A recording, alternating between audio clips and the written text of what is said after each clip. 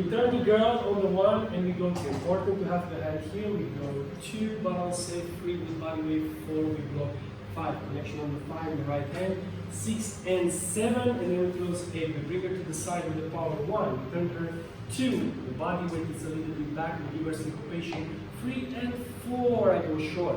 5 tap, body weight completely back, we go side, and we break. Then we go 1, 2, actually this is 1, and then we push 2, break 3, 4, break 5, I hold it here and I go back 6, 7, and then bring it gently to the side with my left. 1, 2, 3, 4,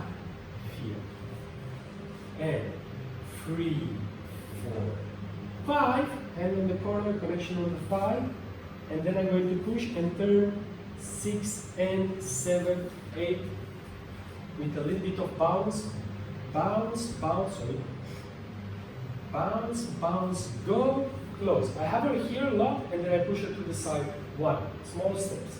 Turn, 2, body weight a little bit back so we can go forward.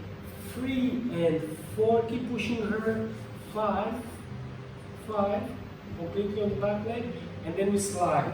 6, and then we break for her. 7, and we stop. Up, 8, and for that 8 I need to lift here, so that's the signal for the girl, and 8, and 1.